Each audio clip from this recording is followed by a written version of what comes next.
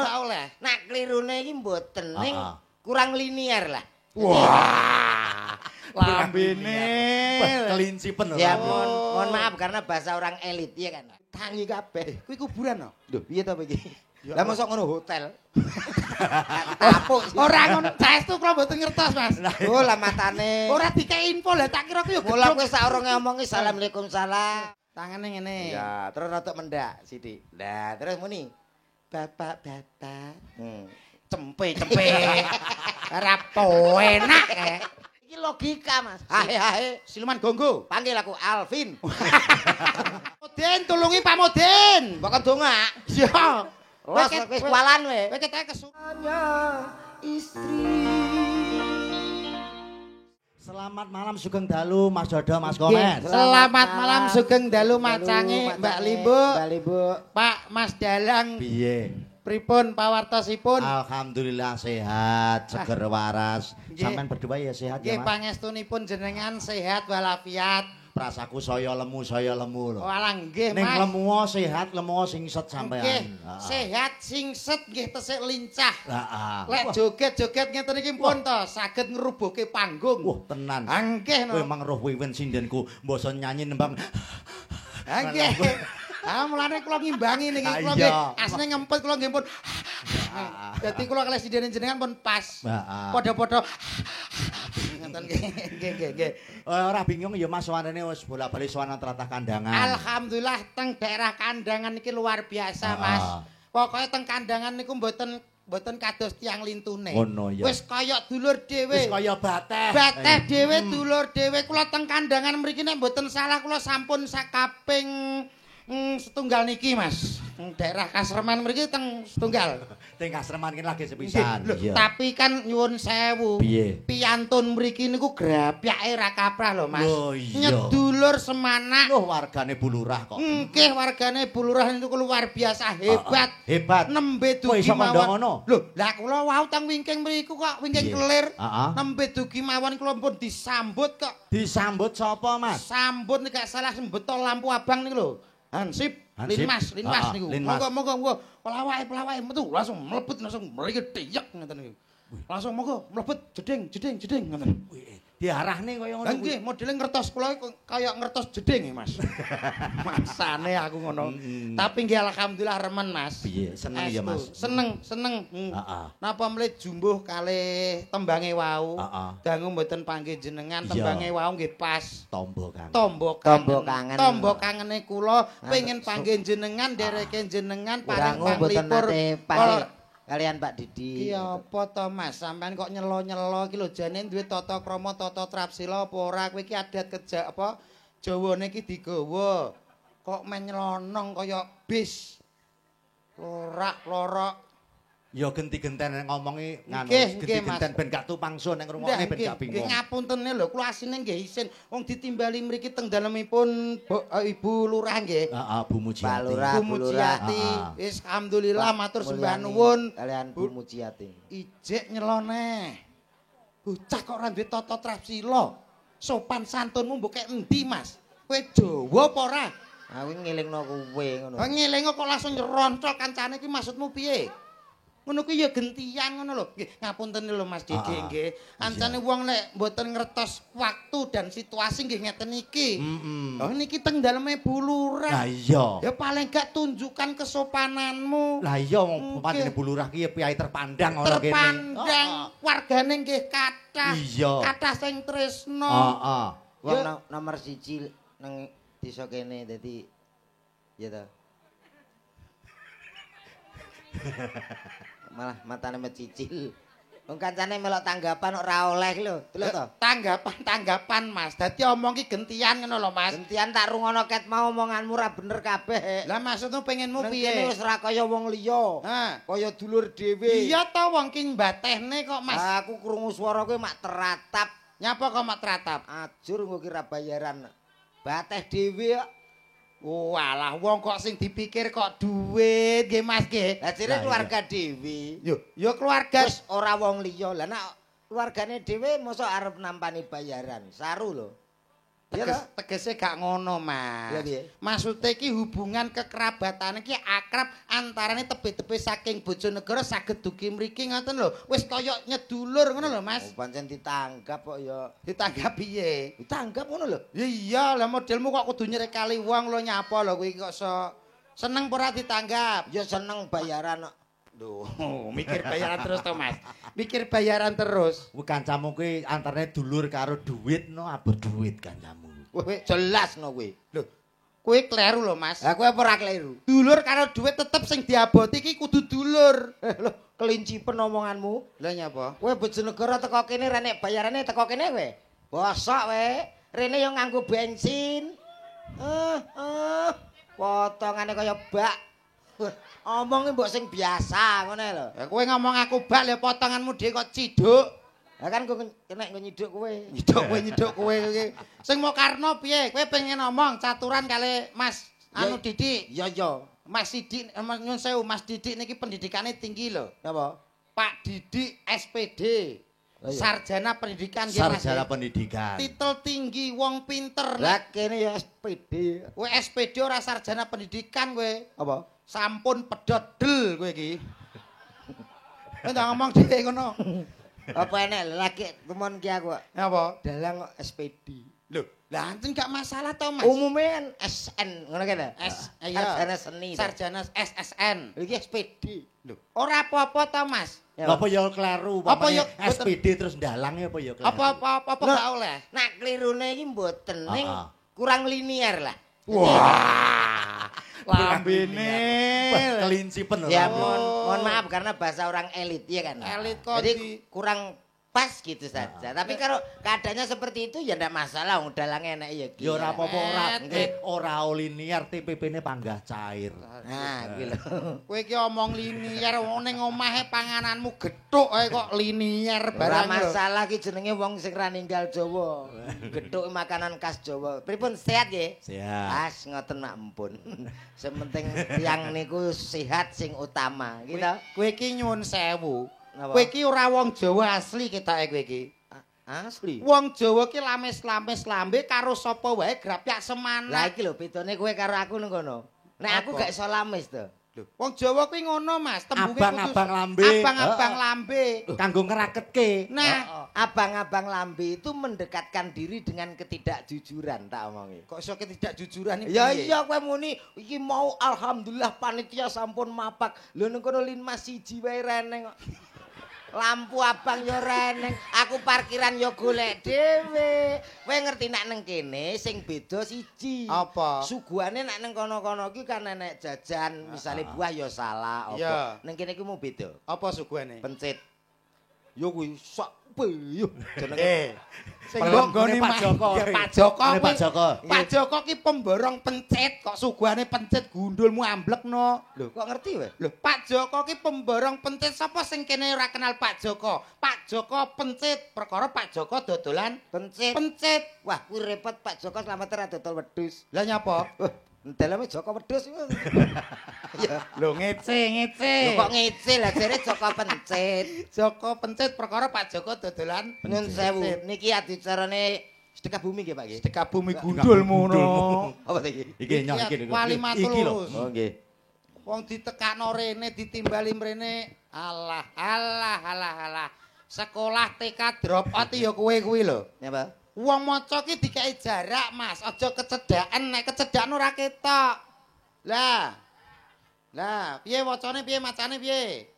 Ayo menikah dengan kowe iki cah kocluk trae kok iso. Ngene lho, Mas. Maca ki ngene lho. Kasih jarak. Ya kasih jarak tapi kan saking senenge nek awakmu karo aku to. Heeh. Ora trimo penonton umum. Lah terus Gelodok tangi kabeh. Penonton saka alam barzah. Oke, Bro. Pendukungku kaya ngono lho to. Wis, muga-muga kabeh dadi wong sukses. Amin. Kalah minder deh.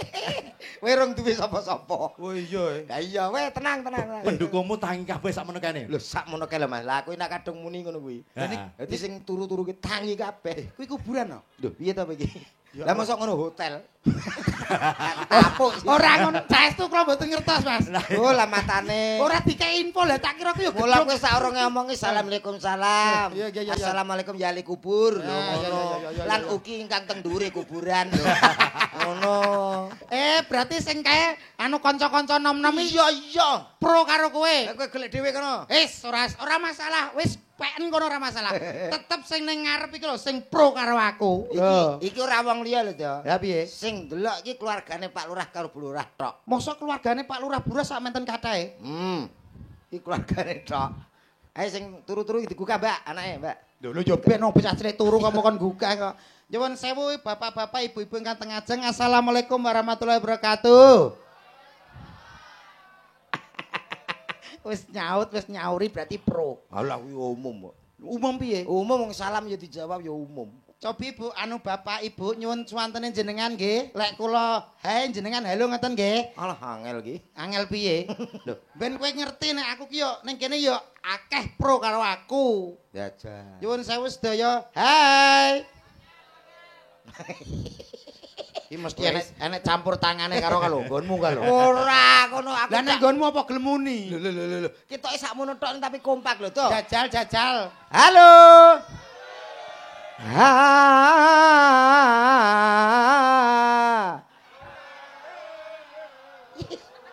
Iya bocah. Penak iki to. Wis nyauri bernada.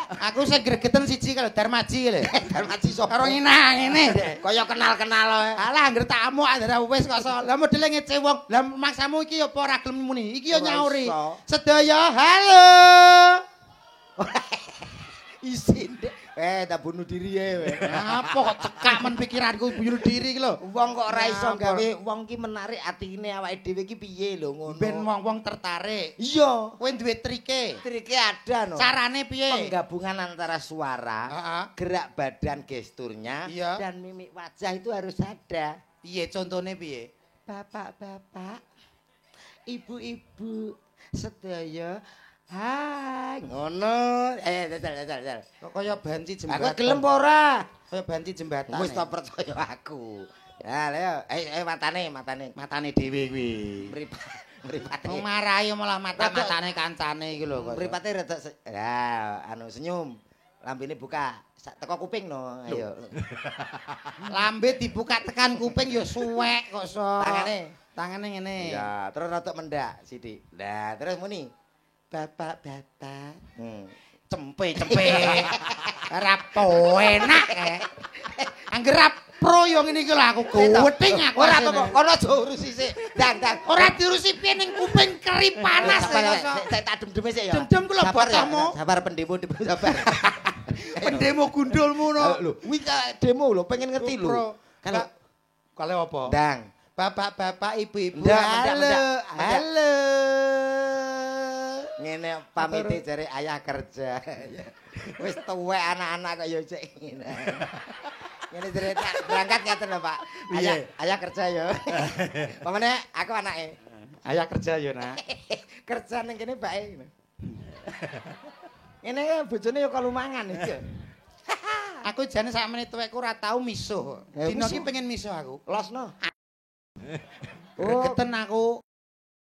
Asu ya padha wae. Lah ya wedhi sak grup. Modelmu kok ngece wong. Nyuwun sewu menika dicerana nganten nggih. Sing dados nganten nggih menika putranipun Bu Lurah. Nggih, Mbak Ayu kalih Mas Hamdan ATT. Mbak Ayu kalih Mas Agustina. Iki koclok iki bocah iki, Mas. Mbak Ayu Agustina. Nah, dadi siji to. Karo Mas Iman Hamdani. Iman po Imam? Iman Hamdani. Apik jenenge, Mas. Apik no. Ora kaya anakmu. Apa? Bocah cilik umur 2 tahun mbok jenengno prundul ki apa? Lah kowe ora ngerti sejarah kok. Sejarahe apa? Lho bojoku ki biyen nganggo operasi lho to. Operasi apa? Operasi kaisar. Kaisar gundulmu sesar. Yo sesar. Wong meteng ki sesar. Heeh, mula hati-hati. Wong Jawa aja ninggal jawane. Jarene mbah-mbahku biyen, Pak. Nek bojomu meteng le, aja nutupi bolongan apa wae. Lah, kula ki lali. Dadi nek bojone meteng ora oleh nutupi bolongan apa wae. Lailane ngoten, Mas. Ha iki tikus kok riwari nang kamar, tak delok pojokane tak tutup ngono. Lah kok iso bojoku nglairno ki kangelan. Wis sulit, wis nek ngedeni 6 minggu. Wah, dadi sik to ngeden 6 minggu. Ngeden 6 minggu ki berarti apa mbok cor ngono to piye bojomu ki?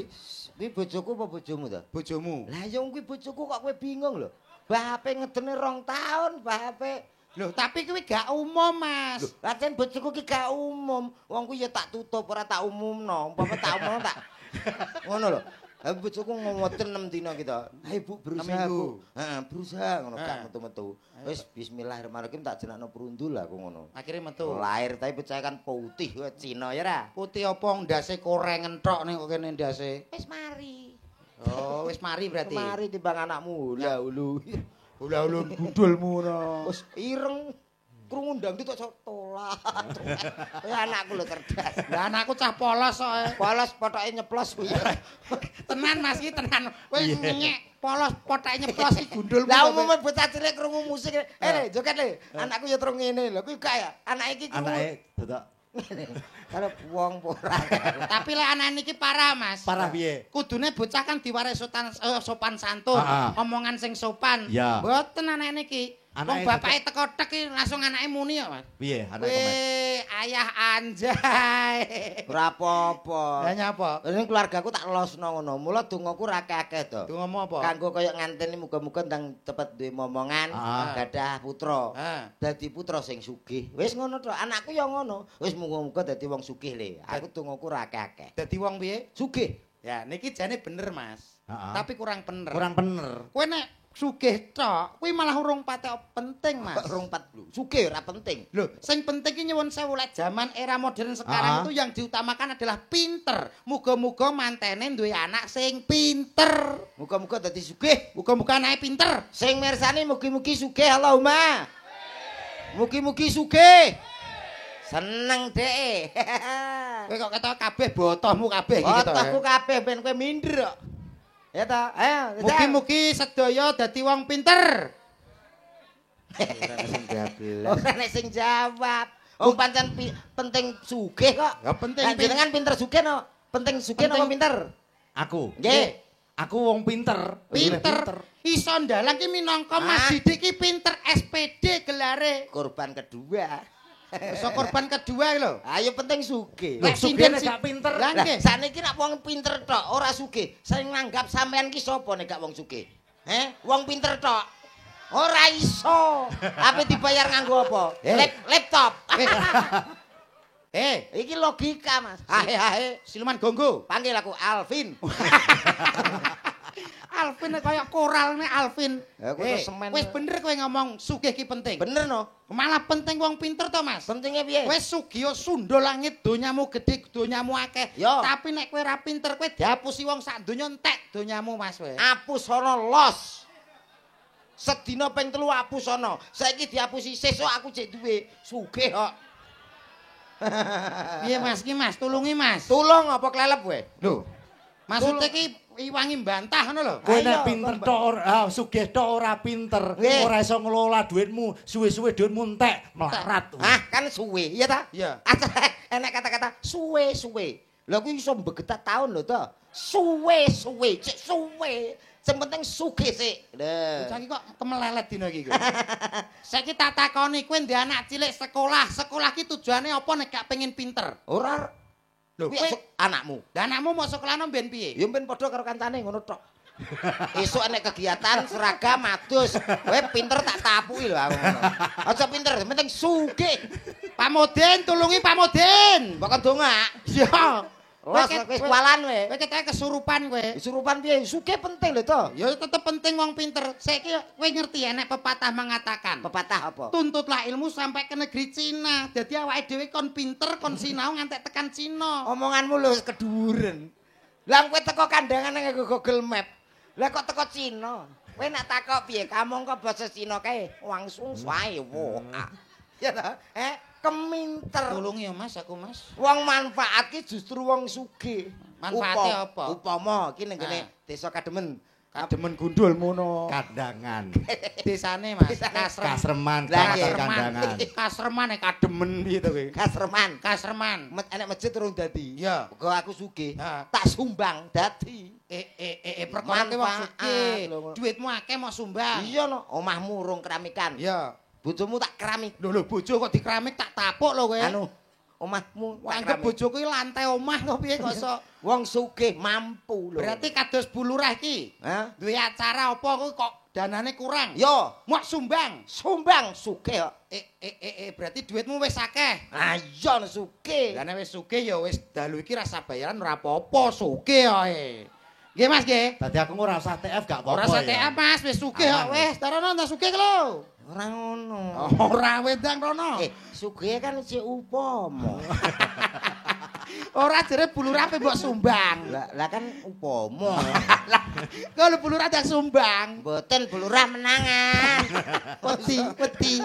Wah, piye bosokno kene kok ora bayaran kok. Nggih Mas Didi. Ingkang baku namung saged derek dedonga kagem temanten kekalih Mbak Ayu kalih Mas Iman, mugi-mugi dadosa keluarga ingkang sakinah mawaddah warahmah, awet langgeng ngantos dumugi kaken-kaken lan ninen-ninen. Amin. Amin ya rabbal alamin. Nggih, pancen penting muga-muga dadi kaken-kaken nenen-nenen. Yo, kaken-kaken nenen-nenen gundulmu aplekno koso. Kowe iki piye to koso? Lah apa to? Kaken-kaken lan ninen-ninen. Walah. Nenen-nenen iki apa nyocop mbokmu to piye koso? Iki lambene anggere jebles ya, Mas. Lambene kok jebles. Ninen-ninen, ora nenen-nenen. Dadi ninen-ninen nek gak karo nenen ya ora iso. Ya ora. Dongamu apa kanggo nganten? Ya sing jelas ora padha karo kowe. Jajal apa? Wis muga-muga kaya wong umum, ora pegatan, tetep dadi wong sugih, bejo. Allahumma amin niki lho penting. Enggal-enggalo diparingi momongan. Nggih, mungkin nak suwi mboten gadah momongan nggen kula mawon. Awakmu nganu to pengobatan terapi to saiki. Insyaallah. Apa terapi kowe? Nggih. Piye ambre wong ndang gage duwe anak ngono iso? Oh, iso lho tangga kowe 8 taun gung di anak. Tak kei syarat sarana. Mara nang nggonku nginep 3 dina mulih meteng to. Lah, iki ketoke sing nglakoni awakmu ketoke iki. Astagfirullahaladzim. Lah nginep ning nggonmu mulih kok terus meteng berarti sing niki pelakune nggih Mas. Pelakune mesti kowe. Mas teng nginep iki karo bojone to. Ora nginep dhewe. Ora, aku iki kan duwe cara loro to. Carane piye ben dagake meteng? Gampang. Sing pertama dengan cara medis, ada cara alternatif. Loro. Nek secara medis ki piye? Medis ki ya konsultasi nang kedokteran. Mungkin bisa dikasih obat penyubur dan lain sebagainya. Penggunaan obat-obatan penyubur. Lah, ngono. Dicek kandungane. Kuwi nek medis. Medis. Lah nek secara alternatif. Alternatif bisa diurutno. Oh dipijet. Aja lho. Nganggo minyak. Pijet terapi ngono kae. Terapi. Bentang subur. Ben subur. Alah ora masuk. Lah maksudnya diurutno ki piye? Diurutno, kowe sik apa dalange sik apa aku sik kenek sing dingko lagi endi sing nepaki. Lah insyaallah meteng to. Lho, ngono lho. Kuwi gak bojo dinggi bancaan to Mas kuwi. Lah ya kok diurutne iki kocrok kok. Diurutno berarti wong lanange akeh ngono gentenan ngono. Sing penting duwe anak.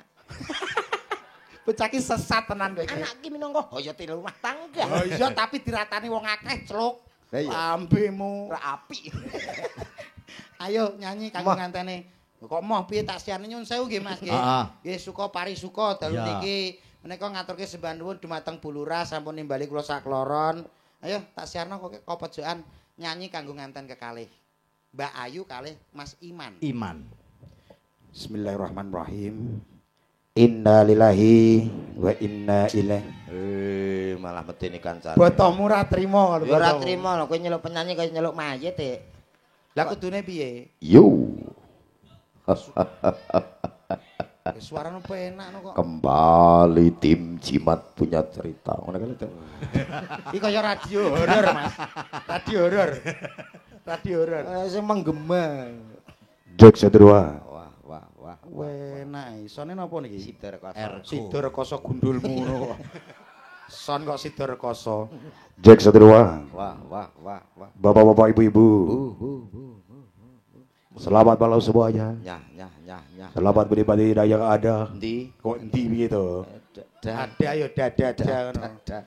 Di sana sudah ada buah semangka, belimbing, ing. dan juga ada buah jeruk. Jer. Jeruk Jer. Eko kok jer ki eko apa to le? Eko syariah, Mas. Eko sopan kok. Syariah kaya bange kok so. Hati-hati yang ada di belakang sana, Cok. Nah. Jangan lihat terlalu atas. Tas. Awas nanti Anda bisa kecantol. Suwek katokmu. Kecantol. Suwek. Ndek tak tuwapuk lho kuwi sapa to? Ya ben to kok so. Iki kok cerigis men to nyapa to. Aku ngono kuwi lho. Iki tegese seneng ngono lho Mas. Syukurane latah lah. Hati-hati yang di bawah situ. Tuh. Jangan duduk terlalu bawah. Wah. Awas nanti kalau ada ulo luwuk. Telusur. Siapa wuk? Iya. Aku njogo lah kok ngono wuk. Tapi ya ora masalah wong perkara wuk. Lho kok mbok baleni iki omong cara gak boleh. Ayo langsung tak siapkan. Baik, tentunya malam hari malam yang sangat istimewa. Cah ki malah medeni.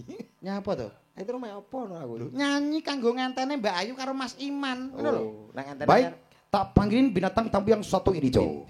Bintang tamu yang satu ini, artis yang berkirut ini. Berikut ini, artis yang sudah sangat tercemar di mana-mana. Salah kok urut lho. Iya. Terkenal di mana-mana di dunia maupun di akhirat, Cok. Yo kita kasih lemparan batu batako, Cok. Ada siapa lagi kalau bukan Cako Komeng?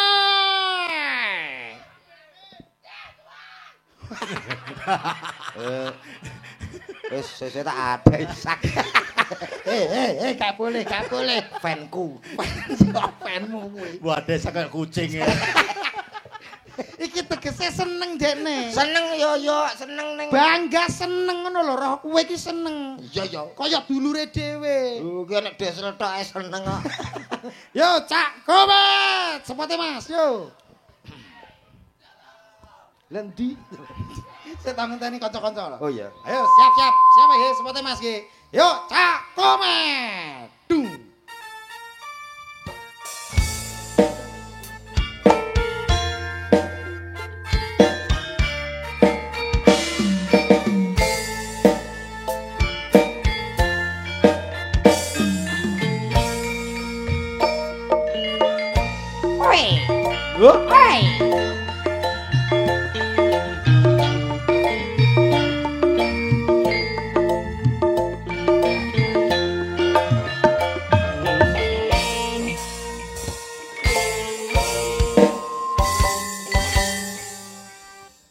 Spesial untuk kedua mempelai Mbak Ayu Agustina dan juga ada Mas Iman.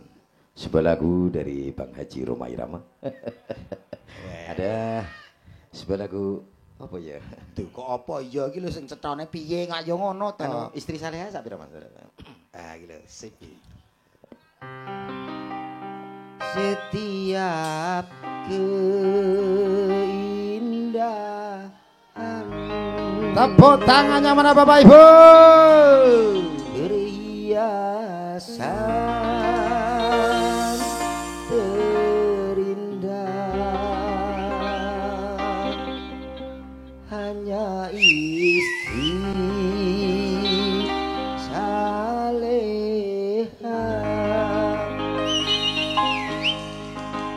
Perhiasan terindah. Apa besok ngono kok jere ayah kerja. Wis to mbahas anak kowe aku isin jane kok. Anak ning omah mbok. Namun yang paling indah di antara semua hanya istri saleha.